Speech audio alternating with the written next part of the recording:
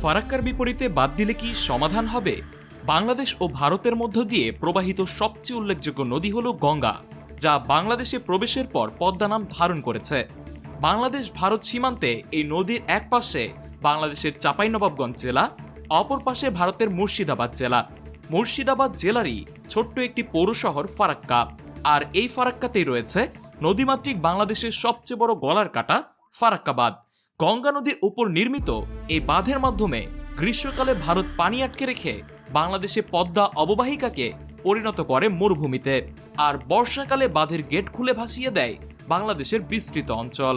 ফারাক্কা বাঁধের মাধ্যমে চালানো ভারতের পানি আগ্রাসন রুখে দিতে সামাজিক যোগাযোগ মাধ্যমে অনেকেই বলেছেন বাংলাদেশেও ফারাক্কা বাঁধের বিপরীতে আরেকটি বাঁধ নির্মাণ করতে হবে।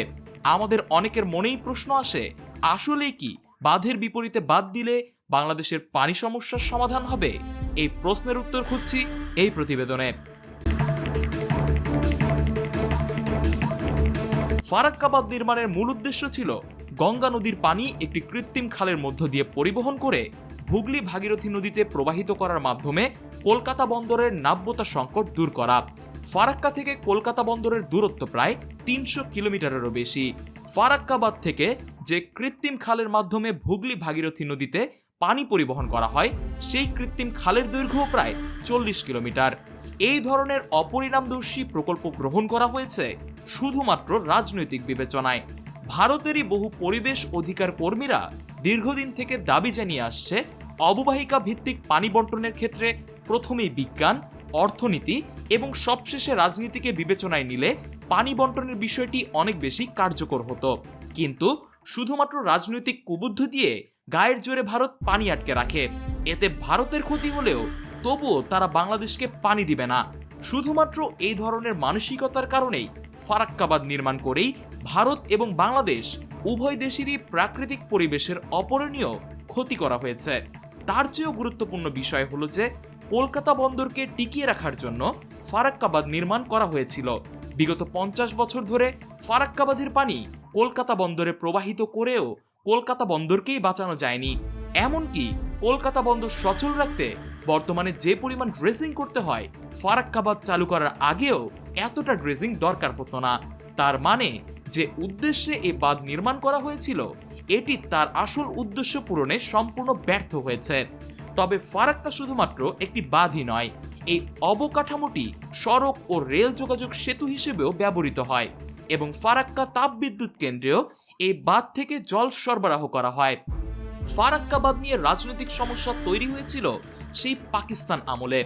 কলকাতা বন্দরের নাব্যতা বাড়ানোর জন্য ১৯৫১ সালে ভারত সরকার এই বাঁধ নির্মাণের পরিকল্পনা করেছিল। ১৯৬১ সালে ভারত ফারাক্কা বাঁধের নির্মাণ কাজ শুরু করার পর তৎকালীন পাকিস্তান সরকারের কাছে ব্যাপক বাধার সম্মুখীন হয়।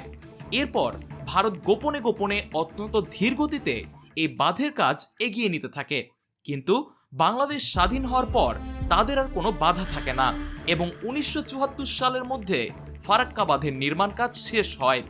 ১৯৭৪ সালে বাংলাদেশের তৎকালীন প্রধানমন্ত্রী শেখ মুজিবুর রহমান এবং ভারতের প্রধানমন্ত্রী ইন্দিরা গান্ধী ফারাক্কা পয়েন্টে গঙ্গার পানি বন্টন নিয়ে আলোচনা করেন।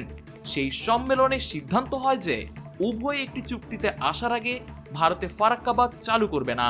কিন্তু ফারাক্কা থেকে যে কৃত্রিম খালের মাধ্যমে কলকাতা বন্দরে পানি পৌঁছানো হবে, সেই খালটি ঠিকমতো কাজ করছে কিনা তা পরীক্ষা করার জন্য ভারত বাংলাদেশের কাছে সাময়িক অনুমতি চায়। ভারত বলে ১৯৭৫ সালের ২১ এপ্রিল থেকে ৩১ মে পর্যন্ত মাত্র ৪১ দিনের জন্য তারা পরীক্ষামূলকভাবে ফারাক্কা বাঁধ চালু করবে। কিন্তু দুর্ভাগ্যজনক বিষয় হলো এরপর ৪১ বছরেরও বেশি সময় কেটে গেলেও ভারতের সেই ৪১ দিনের পরীক্ষামূলক কার্যক্রম শেষ হয়নি। ফারাক্কা বাঁধের কৃত্রিম খালটি পরীক্ষা করার জন্য বাংলাদেশ সরকার ভারতকে ৩১০ থেকে ৪৫০ কিউসেক পানি অপসারণ করার অনুমতি দিয়েছিল। কিন্তু ভারত ১৯৭৬ সালের শুল্ক মৌসুম পর্যন্ত ১১৩০ কিউসেক পানি অপসারণ করে পশ্চিমবঙ্গের ভাগীরথী হুগলি নদীতে প্রবাহিত করে। বাংলাদেশের সাথে করা ভারতের এ ধরনের অন্যায় জাতিসংঘের সাধারণ পরিষদে আলোচনা করা হলেও বিষয়টি ভারত খুব একটা পরোয়া করেনি। এরপর 1978, 1982, 1985 ও 1992 সালে স্বল্পমেয়াদী পানি বন্টন চুক্তি হলেও কোনোভাবেই ভারত আর তার কথা মতো কাজ করেনি। এরপর 1996 সালে 30 বছর মেয়াদী গঙ্গা চুক্তিতে পানি বন্টনের বিষয়টি স্পষ্ট করে বলা হলেও ভারত বরাবরই অন্যায়ভাবে চুক্তির সব শর্তগুলো ভঙ্গ করেছে। ফারাক্কা বাঁধের কারণে বাংলাদেশের 2500 কিলোমিটার নদীপথ সম্পূর্ণ নাব্যতা হারিয়েছে। সেই সাথে এই অঞ্চলের 49টি শাখা নদীর অস্তিত্ব সম্পূর্ণ বিলীন হয়ে গেছে। শুধুমাত্র ফারাক্কা বাঁধের কারণেই গঙ্গার উজানে বিহার ও উত্তরপ্রদেশ এবং ভাটিতে সুন্দরবন পর্যন্ত পরিবেশের মারাত্মক বিপর্যয় দেখা গিয়েছে। বাংলাদেশের সাথে মিথ্যা কথা বলে সম্পূর্ণ প্রতারণার মাধ্যমে ফারাক্কা বাঁধ চালু করা হয়েছিল।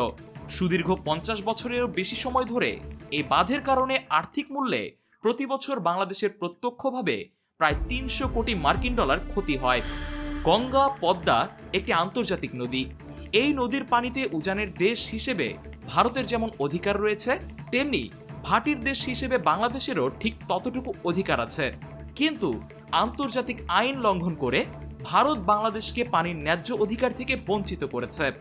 সাম্প্রতিক সময়ে ত্রিপুরা রাজ্যের ডম্বুল জল বিদ্যুৎ কেন্দ্রের গেট খুলে দেওয়ার পর বাংলাদেশের দক্ষিণ পূর্বাঞ্চলে নজিরবিহীন বন্যা পরিস্থিতির তৈরি হয়েছে।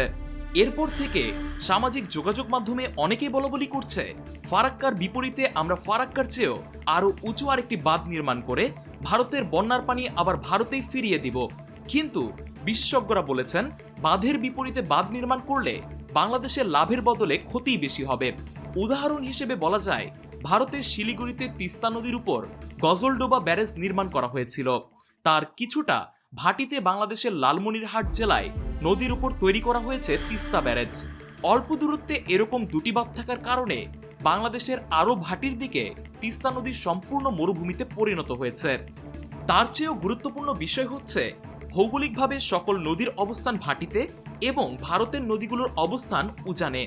নদীর পানি সবসময় উজান থেকে ভাটির দিকে প্রবাহিত হয়, তাই বাংলাদেশের ভাটি অঞ্চলে বাঁধ দিলেও সেই পানি কখনোই ভারতের দিকে ফিরে যাবে না। ভারতের বাঁধের বিপরীতে আমরা যতই বাঁধ নির্মাণ করি না কেন, বর্ষাকালে নদীর পানি জমতে জমতে একসময় তা বাঁধ ভেঙে ফেলবে এবং নদীর পানি বাঁধ উপচে আশেপাশের অঞ্চল প্লাবিত করবে। এর ফলে বাংলাদেশে আরো বেশি আকস্মিক বন্যা পরিস্থিতি তৈরি হবে এবং নদী ভাঙনের তীব্রতাও অনেক বেড়ে যাবে। তাই বাঁধের বিপরীতে বাঁধ নির্মাণ করা কখনোই সমাধান হতে পারে না, বরং ভারতের যে সকল নদীতে বাঁধ দেওয়া হয়েছে সে সমস্ত বাঁধ সম্পূর্ণ ভেঙে ফেলতে হবে। ফারাক্কা বাঁধ নির্মাণের আগে স্থানীয় অধিবাসীদের বলা হয়েছিল ফারাক্কা বাঁধ চালু হলে এখানে আর বন্যা হবে না, কিন্তু অতীতের তুলনায় এ অঞ্চলে আরো ভয়াবহ বন্যা দেখা গেছে শুধুমাত্র বাঁধের কারণে। প্রতি বছর ফারাক্কার কারণে বন্যার ক্ষয়ক্ষতি কমাতে বিহারের মুখ্যমন্ত্রী নীতিশ কুমার ফারাক্কা ব্যারেজ ভেঙে ফেলার প্রস্তাব দিয়েছিলেন। নদীতে এ ধরনের বাঁধের ফলে নদী লাভের চেয়ে লোকসান বেশি হয়, সেক্ষেত্রে তা তুলে ফেলার একাধিক নজির ইউরোপ আমেরিকায় রয়েছে। তাই বাংলাদেশ ভারত উভয় দেশের অভিশাপ এই ফারাক্কা বাঁধ অবিলম্বে সরিয়ে ফেলায় সকলের জন্যই মঙ্গলকর।